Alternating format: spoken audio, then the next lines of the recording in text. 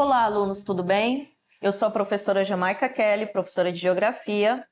Sejam bem-vindos à nossa aula de pré-ENEM de hoje, e hoje nós vamos estudar sobre o tema Primavera Árabe. Essa aula ela vai estar em duas partes, parte 1 e parte 2, e hoje nós vamos acompanhar aqui juntos a parte 1. Então, vamos começar? Tema de hoje, Primavera Árabe, ok? Bom, o que foi a Primavera Árabe? Primeiro, a gente tem que entender a região onde surgiu todo esse contexto, tá? E ela surgiu principalmente na região conhecida como Oriente Médio. O que é o Oriente Médio? É uma área geográfica que inclui países como a Turquia, a Jordânia, a Arábia Saudita, Irã, Iraque, Iêmen e também a região da Palestina, onde também se encontra o Estado de Israel.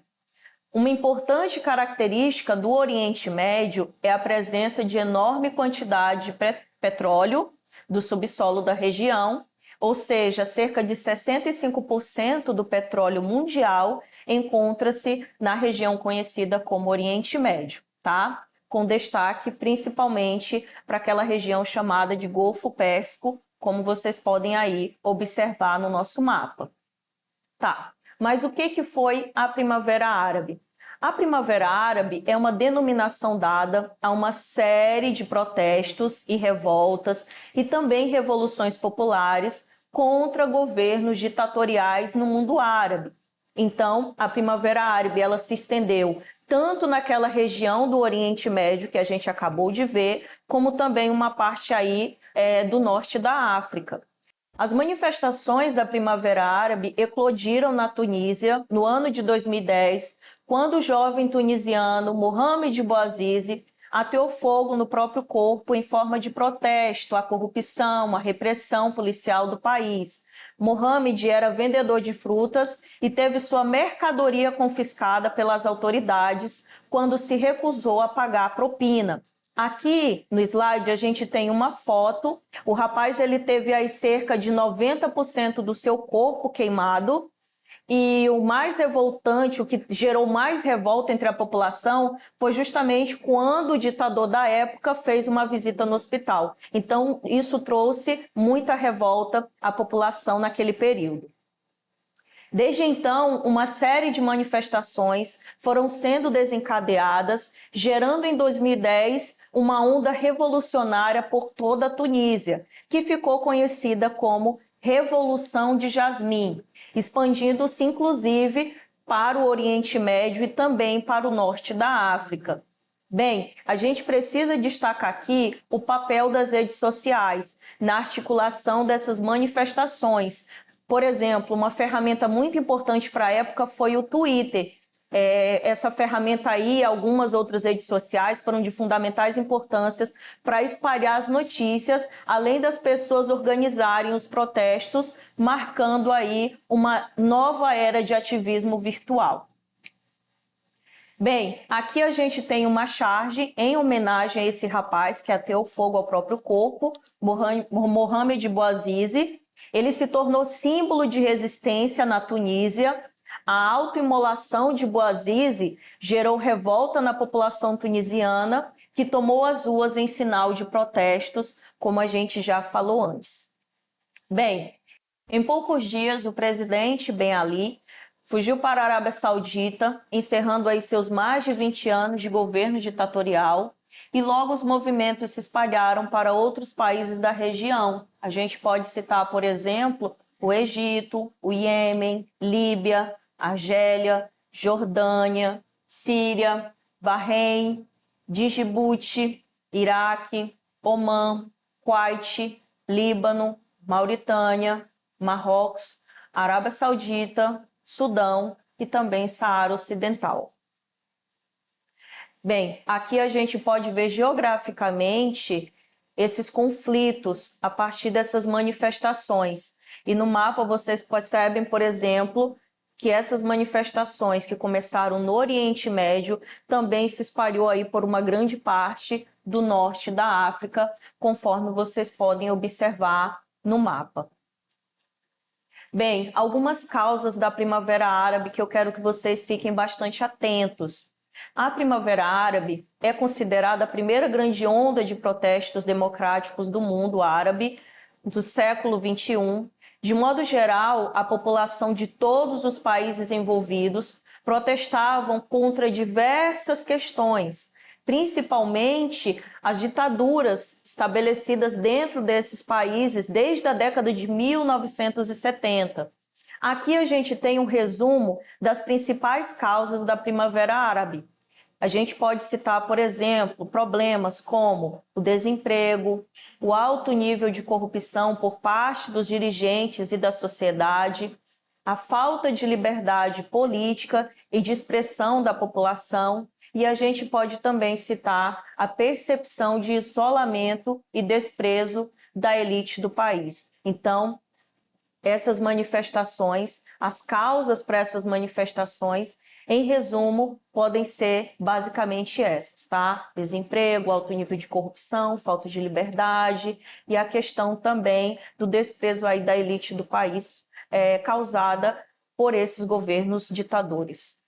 O cyberativismo foi primordial para essas manifestações, mas o que é o cyberativismo? É um elemento primordial para que as evoluções se espalhassem por tantos países, e foi justamente através da internet. Então aqui a gente pode fazer um elo com a nossa aula de globalização, ministrada pelo professor Alexandre, quando ele fala, por exemplo, das redes. Ou seja, foi através das redes sociais que os manifestantes, em sua maioria jovens, criticavam o governo e se mobilizavam a organizar, por exemplo, esses atos. Então, eles organizavam protestos, comícios, passeatas e greves. Aí a gente tem uma imagem aqui que chama a nossa atenção, várias pessoas segurando um smartphone. Bem, mas falando um pouco mais do papel das redes sociais. Nesses países, durante a Primavera Árabe, logo no início, em 2010, o número de usuários das redes sociais, especialmente o Facebook e o Twitter, aumentou substancialmente nos países árabes, justamente no início desses movimentos. As redes sociais foram um veículo de divulgação utilizado para dar a conhecer as pessoas sobre o movimento, bem como forma de expressar opiniões e ideias acerca do tema.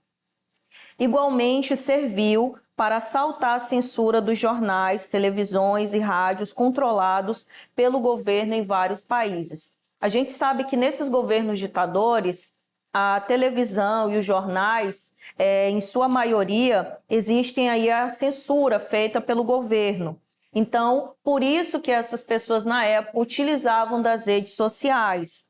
Muitos protestos foram marcados e organizados pela população através das redes. Então, a gente tem jornalistas e analistas, por sua vez, que propagam mais velozmente os seus conteúdos a partir desse mecanismo e que foi sendo aí restringido pelos governos quando eles perceberam a força das redes sociais nesses países. Aqui a gente tem uma imagem da Tunísia e a gente tem, a partir dessa imagem, a partir de uma faixa desses tunisianos, vários manifestantes na rua, como vocês podem observar, e essas pessoas, como eu já disse, pediam aí várias medidas de mudanças. Vamos então, a partir dessa imagem, fazer um breve resumo do que a gente aprendeu hoje na aula? Bem, como a imagem já mostra, a Primavera Árabe, ela se inicia pela Tunísia, ela teve início lá no ano de 2010 e ela foi chamada de Primavera Árabe porque faz justamente menção a esse despertar da população por melhores condições de vida. Então, a Primavera Árabe pode ser considerada aí um movimento de contestação nos países muçulmanos, como eu disse, e em alguns países, como a gente vai ver na parte 2, ela acabou, por exemplo, se desdobrando até os dias atuais.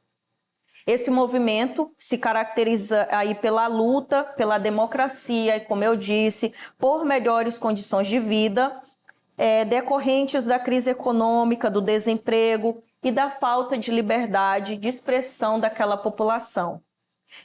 Aí a gente pode resumir aí os países, por exemplo, que estiveram envolvidos na Primavera Árabe. Muitos deles ainda, como eu disse, ainda existem desdobramentos dessas manifestações. A gente pode, por exemplo, citar o Egito, a Líbia, o Iêmen, a Argélia, Síria, Marrocos, Omã, Bahrein, Jordânia, Sudão e Iraque. Outra coisa importante para a gente revisar, que esse movimento ele iniciou na Tunísia e ele aí teve como estopim a morte de um rapaz que ateou fogo ao seu próprio corpo, chamado de Mohamed Bouazizi, e isso levou aí a população a buscar melhores condições de vida e a protestar por melhores condições de vida. Bem, outra coisa importante sobre a Primavera Árabe iniciada na Tunísia é que lá ela também recebeu o nome de Revolução de Jasmim, tá? Só lembrando também que o descontentamento da população era de forma geral. Muitas pessoas estavam descontentes com o governo da época, chamado ditador Zayn Abidine Ben Ali. E assim, a Primavera Árabe desencadeou uma série de protestos, como eu disse, conhecidos como Revolução de Jasmim lá na Tunísia, e num sinal de protesto contra aí as condições e a brutal repressão policial. O jovem Mohamed ateou fogo ao próprio corpo, e esse fato tornou conhecida a revolução na Tunísia e aumentou ainda mais a revolta da população, se desdobrando aí por vários outros países que a gente vai ver na nossa aula parte 2. Então, espero que vocês acompanhem a nossa aula parte 2 e nós vamos trazer aí vários países onde se desencadeou também essas revoltas da Primavera Árabe, essas manifestações. Aqui nós temos as nossas referências e até a próxima aula.